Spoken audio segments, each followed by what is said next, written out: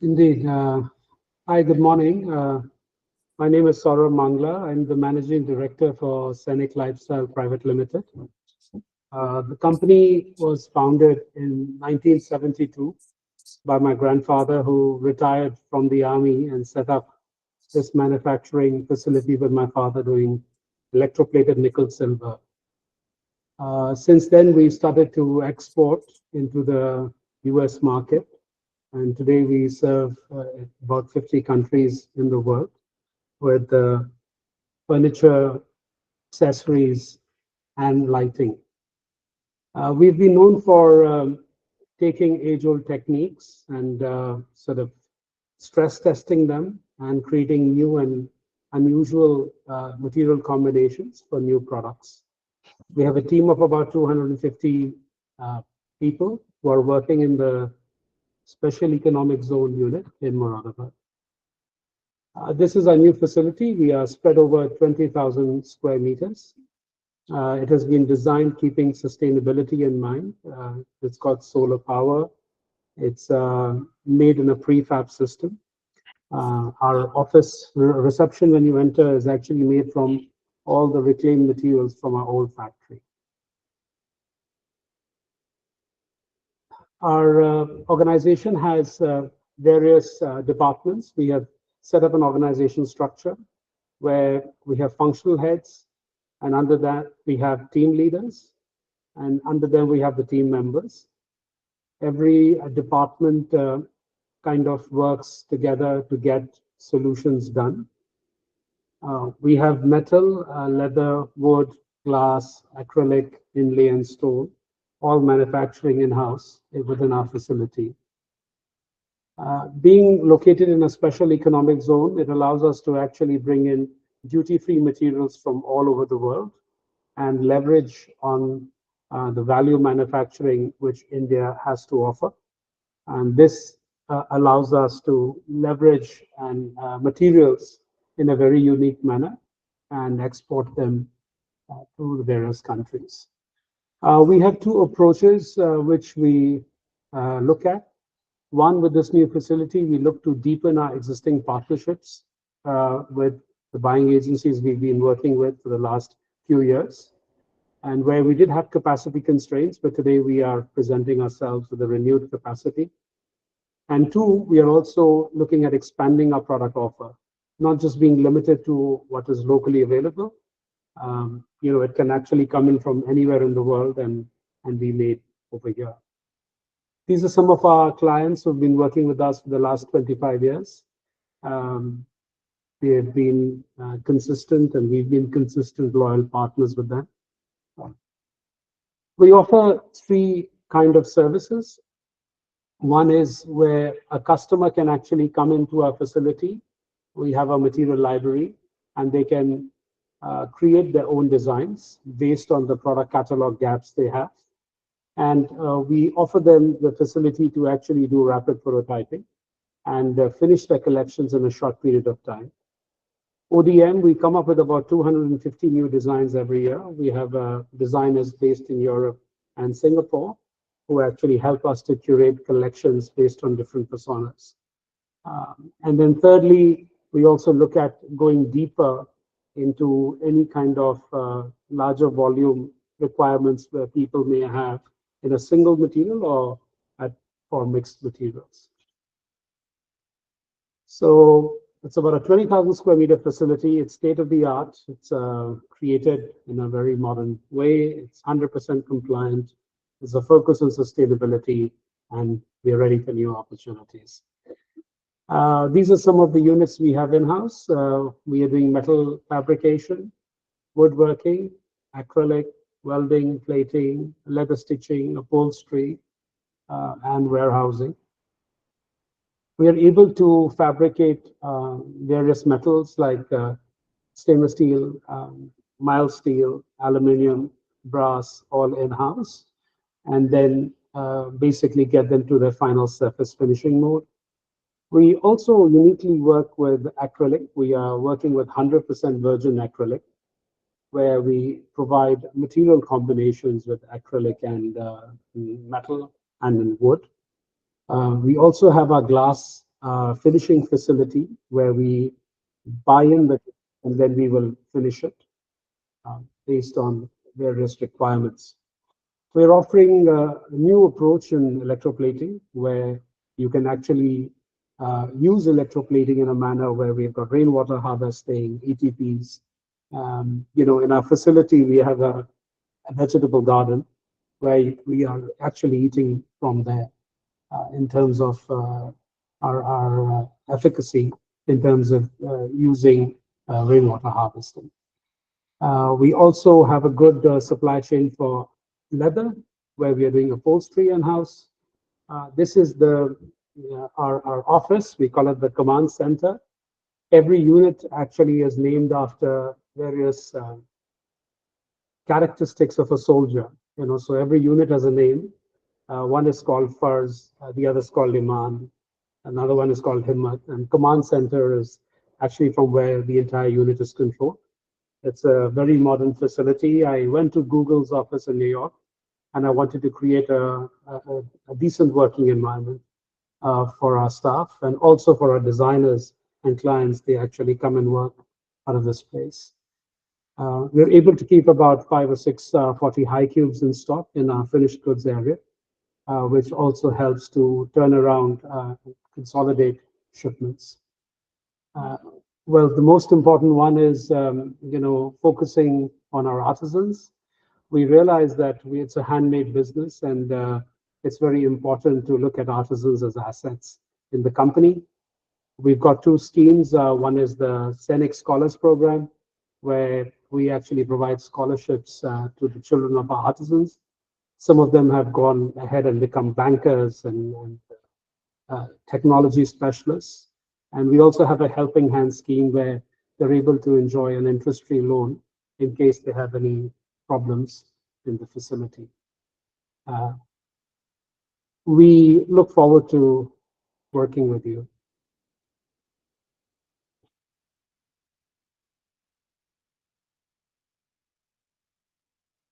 Yeah, it was pretty crisp and clear. Saurabh,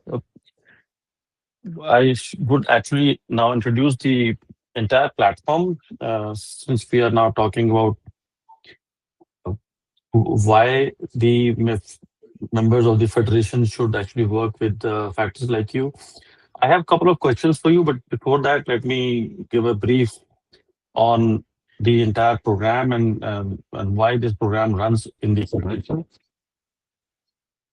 The 3 principles, which we call 3G principles at the Federation of Business Ambassadors, aka Federation of Buying Agents, is growing the business and generating opportunities for business as well as managing with regards to all the buying agent members we have. When we say growing the business, that means that we are making sure that they are having the right set of people to work with. They understand how to do vendor management, what sort of templates and system and procedures they should have as a buying house, what are the ethical ways of doing it, so that when they are literally making a business grow, they have the right tools, resources, and guidance from the experienced people. And we have a very strong desk managing that as an iDesk, where we help them with the contracts which they should be doing with the buyers, uh, the team management, how do they hire people, how do they verify, validate references.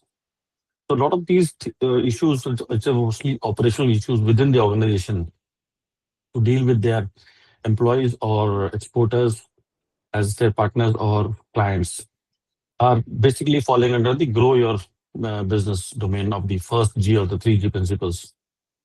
Second G would be generating business opportunities for the buying agents. So we have the hosted buyer program, we have reverse buyer seller meet, we also take delegation of buying agents to different countries to meet retailers and target audiences. Just like we do it in hosted buyer program, we invite buyers to come to India and we pay for their flight, we pay for their tickets, and we organize the entire trade show for them. The generation basically means that, as we have already been conveying, the buying agents, when they generate the business, it's not only for them, it is the generation of business, it is for the entire exporter community, because agents as a service provider do not produce supply chain managers, we are boots on the ground. We are people who are eyes and ears for the client. But eventually, the goods have to be produced by a producer, manufacturer, exporter.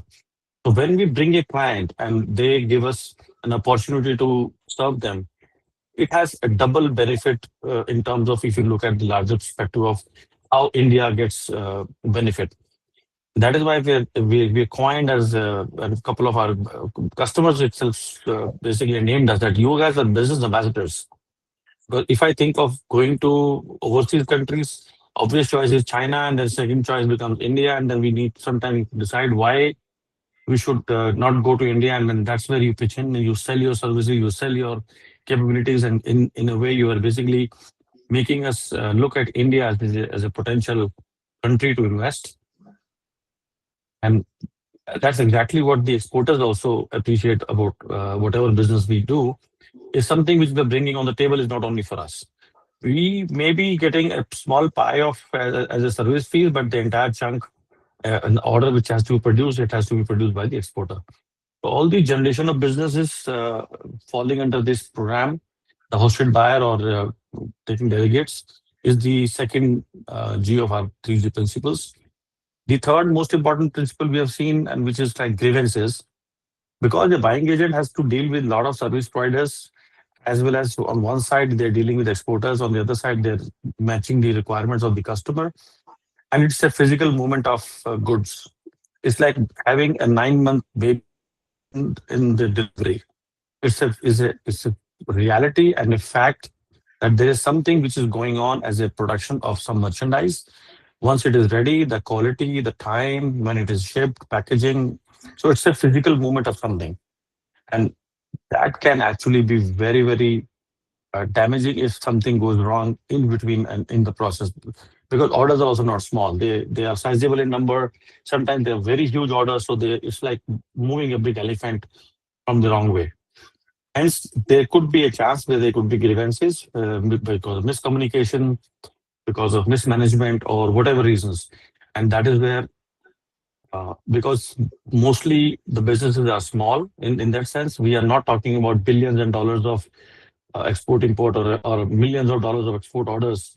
We're talking about small businesses maybe running around to a couple of million, and per purchase order would be several $1,000s or maybe a few $1,000s. So going legally in that sense and also understanding the nuances of who was at fault becomes very tricky for legal fraternity or lawyers or international business people. So hence we have this legal desk where the experienced buying agents and people who are having legal background, they understand and they pinpoint the problem, and we resolve it to the satisfaction, because the larger picture is that the India as a brand should not get affected. Whether it's the buyer who made a mistake or a buying agent who made a mistake or exporter made identify the mistake. And if there is, let's say we have also done a lot of international payment recoveries. That's one of the biggest success stories for the Federation. We have had several exporters and several buying agencies money was recovered from the clients. In few instances where we had also to return back the advances from the exporters to the clients, we had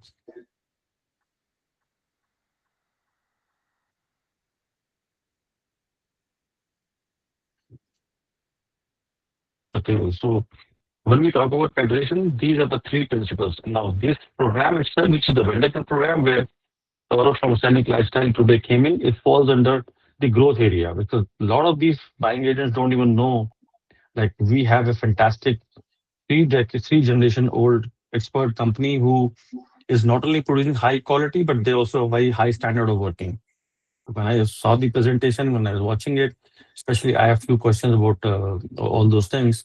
But what I appreciate the best in the whole presentation was the way Saurav takes artisans at their topmost priority. It speaks volumes about the personality and the people working for him, as well as how they have brought up the culture of people who are literally working with them. It's not like people are working for them. From his language, from his attitude, it was as if they all are working together, and especially when they have a picture with all the people together and sort of standing, not even in the front of the group in his warehouse, but he's somewhere among second or third line. That speaks a volume, and I really appreciate that. And that also gives you an idea of the professionalism that company may have, that everybody is important. It's not that the owner is always right. You have to have a team which may be making you even correct your ways so that the customer is served professionally. Coming to the questions, we have had several questions asked by the buyers when we started this program, and in a way, we pretty much developed this frequently asked question in a way as if a buyer or a buying unit is asking the question to factories. So once this recording is done and spread across different agencies and spread across different buyers on other social media platforms, many of the questions which they might have on specifically regarding Sainik capabilities or why they should work with Sainik as an exporter are answered in these frequently asked questions. Nora, are you ready for a few of my questions? Indeed, yes. Fire away, please. Yeah, so I have worked with you before, and I was really happy. We had a lot of good customers, and then somewhere they moved away to different lifestyle goods or something happened. But at that time, we never had the command center. So what is this command center we should discuss about in your presentation? Very interesting. Well, so the idea of having a centralized unit, where people are talking to one another, I think what happens is that sometimes we lack an organization structure. And with the organization structure, you also need strong communication. So if you have all the functional heads sitting in one place, you have cross-functional meetings. Some of the tools we use is like FEMA, like, failure mode effect analysis. If a sample comes in to be made, what are the potential failures which can happen, considering all the factors in play, from various departments, they are considered, and a critical path is created in terms of how the order will be executed. So I think having a central area where everything is being instructed in one voice down the supply chain is quite important. So yeah, it's actually taken from my grandfather's days of the army, how a unit in the Gurkhas used to actually operate, probably still operates. Interesting. And you did mention the number of employees, like how many people work for you right now? Well, we have about 250 plus employees which are working in the company. Oh, great. And I know you mentioned about 50 countries and you're doing exports for so many decades now. Divide your business among the target audience or target customers between North America, Europe, and other countries. How do you justify and tell us which is the major area where you export? So, I mean, for us, we are predominantly, we have a pretty good split. 30% of our, one third of our business comes from the US. The other one third comes from Europe. Mhm. And the rest will come from the Middle East and Southeast Asia. So that's how we have a little Okay. bit of South America, but I think it's not as prominent at the moment. Okay. And I do see you have been working with mail order companies and people who are in the online space. But recently, with the advent of Amazon sellers coming to India for sourcing products, and Amazon sellers sending these shipments to Amazon warehouses in the US. Are you aware of the norms and intricacies involved in the shipment going to Amazon warehouse by way of your customers asking for deliveries into that warehouse and part of it to going to 3PL warehouse? Have you ever had that experience? So some of our wholesalers we've been working with in the past have now become have become active on Amazon. So we have been changing their packaging, but largely we haven't really engaged deeply with Amazon sellers, at least the new ones. I think I'd like to take this opportunity to reach out and see if there'd be people who'd be interested, and we'd be quite happy to adapt to their requirements. As online and offline, the only omni-channel approach seems to be the future, for the trade. And you don't sell on Amazon. You don't have any like direct to consumer segment of business where you have your own products selling online. So we don't sell on Amazon. We ensure that we are working exclusively with products with customers in their market. So there's no crossover and price war on the same product. There may be people selling the same product in different geographies, but we try and curate this Okay. very So carefully. you're literally saying that yeah. So I would take this as if you're saying that you will not create a competition in the customer market. That's correct. Yes, Confident about getting the white label product or original OEM production done at your end. correct. That's right. Yes. Okay. Tell me more is how big and small clients can you serve in terms of numbers, and how comfortable are you with what kind of customer base? So, of course, in the old days, container shipments were what we used to do. But we see over the last few years the trend changing, and we've set up a specific LCL shipment division where we actually create our large pieces and we are shipping small shipments to our clients. We actually make sure that it passes drop tests and all the stress of actually the road transport of it going to the seaports and then being delivered to the door of the client. And we've been pretty good at it. Like even shipping large glass items, large stone items, we've been pretty successful. Mhm. We've reached without a problem. So you are saying that you can also consolidate with other exporters if you have an LCL order from a client? Yes, that's correct. Interesting. Tell me more about delivery terms, like the amount of time which you require to make a decent size order. So we typically look at 90 days lead time. However, we have some lines of lanterns and barware where we keep the components in stock and we can quickly turn it around in 30 days. Um, you know, Oh, okay.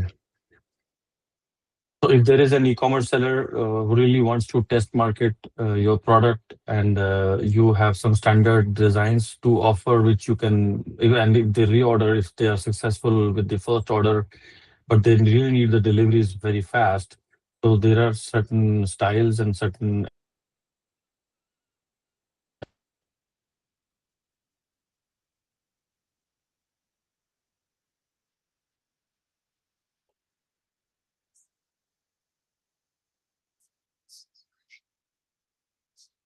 yeah, so we yeah. have some lines. I mean, they can buy off our standard lines. Mhm. What we've seen is that with some of these new models, what people want is that they want to test small quantities of different products, and then they realize that out of them some Mhm. are working, and they want quick deliveries of that. So, our standard lines are a good way to start and actually create a funnel for their businesses when they're trying to add a product range into their portfolio. Mhm. And in terms of, if I have to ask you, since you have been working and even your dad was also in the business and he built his business so far, there must be a point where you had some issues like claims or quality issues or delivery delays happen, because it's not possible for any factory to say that, no, we never had such issues. How do you handle those such difficult situations where really the onus becomes on you to resolve the problem? Well, I mean, claims are actually an opportunity to deepen relationships with clients. And I mean, I'll share an incident with you. About 15 years ago, we had actually made a 6 foot high lantern, which we shipped LCL to a client. And unfortunately, at the shipping port, the glass was broken. So we had a call, and the client was very upset because they needed this product to be shown to a hotel client. So we very quickly turned around new samples and we sent it to them. And we provided the freight and the piece free of cost to the client, because we understood that this could be a missed opportunity. After 6 months, we got an order for about 1,000 pieces, for that particular piece. And we've been repeating that item for the last 18 years now, with the same customer. So yeah, Interesting. yeah. You stand by the product, and what I get from your answer is that you're here to build long-term solution, long-term partnerships. So it is not just that you're looking at only making money out of the client side, and if something goes wrong, you just disown them. That's not something which is not with Sainik. I mean, it has to be a win-win relationship.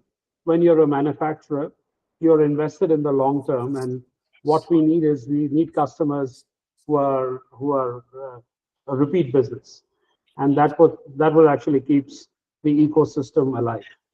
So our intent is So always to make good partnerships. this is regarding the quality or something, the packaging. How about deliveries? Like if something goes wrong and deliveries are delayed, then how do you take that So on I think that's the important bit, having a critical path mapped out when you're doing a project or when you're doing an order is very important. And then having regular reviews, with the team, and then your team also doing regular reviews with their team members is important. And I think to build that culture has been one of the hardest steps for us. But I would say that we are on it, and we find that by having a proper planning, by doing forecasting, we're actually able to achieve most of our shipping dates. Okay, and what is this export-oriented unit? You mentioned export economic zone or something. You mentioned the import So which is done away with. yeah, so we have the special economic zone, and what it allows us to do is buy raw materials or components from around the world duty free. So, like I was feeling that there was a gap, that sometimes we were only limited to the raw materials available in India, and we could not give customers, various options. So now, like only 3 months ago, I had a customer who bought fabric in Hangzhou in China and then shipped it over to us. And this was a high quality fabric with various performances. And we could actually create armchairs and ship them over, and actually create a very unique advantage for them with a beautiful metal leg, but a nicely upholstered chair in a high performance material. So I think that's one use case of how customers can actually work with combining things and still get Hmm. value on their product. So you are also doing furniture as well right now, or Yes, sir. upholstered items. Yes, we have an upholstery unit in houses. Interesting. Yeah, that will be interesting for my clients as well. I would definitely look at it. So tell me more about international compliances or like certifications, or the factory is at what status? So we have our ISO, which is the International Standards Organization certificates. We are also undergoing our social audits, which are requested from our clients. And as in how we are engaging with customers one-to-one, some customers may have unique requirements, not only on factory compliances, but also product testings for their geographies. So we are quite open to actually giving them answers and solutions for whatever they need in order to make the product a success in their market. And before the podcast, we were discussing something about very unique proposition which you have, and I have never heard of it in any of the Indian factories, about some resident designer program. Can you tell us more about it? Yeah, so we often felt that the sampling process takes very long. The client comes up with designs, we make the samples, they're shipped over, or there are corrections. So the whole process was taking very long. So what we started was a designer residence program, where we've taken shipping containers and converted them into rooms with a pantry. So clients or designers can come in, spend a few days, actually you know, come with an agenda that they want to create new products, they want to create new forms, and we offer them rapid prototyping. They can go, they can create a prototype with the team, go back, have lunch, take a rest, come back again, see how it's progressing. So the work, which would typically take about 6 months, you know, within 3 or 4 days, they can actually conclude the work based on the pricing they want, the materials they want. We have a giant material library where they can come in and build their mood boards if they need to with our capability and provide solutions. So I think this has actually worked quite well for us because it's, you know, it hastens sort of product development and go to market, especially in this very competitive environment. Interesting. So are you saying you also have your set of designers who work for you and create some collections? Well, we have some designers who work for us. I mean, they are guest designers, so they come in, they will do different collections, and but also clients, you know, who have a design team, they would also send their teams over in order to do this rapid prototyping. We also have access to 3D printing capability. So sometimes we are doing scaled down versions, you know, of the products, and clients can actually check the forms and functions before they press the trigger on actually doing the final production.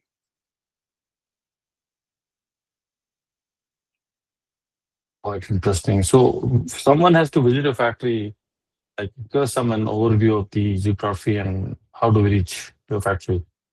Well, you come into the New Delhi airport and you can give us a pre-intimation. There will be a car and driver standing there with your placard, and we can you can be here in about 3 hours. And you know, if you'd like to do a day trip, that's also doable from the airport. If you'd like to stay, as I said, we've also got accommodation in the plant itself. It's like a 3 hour drive once I land at the airport. That's correct. Yes.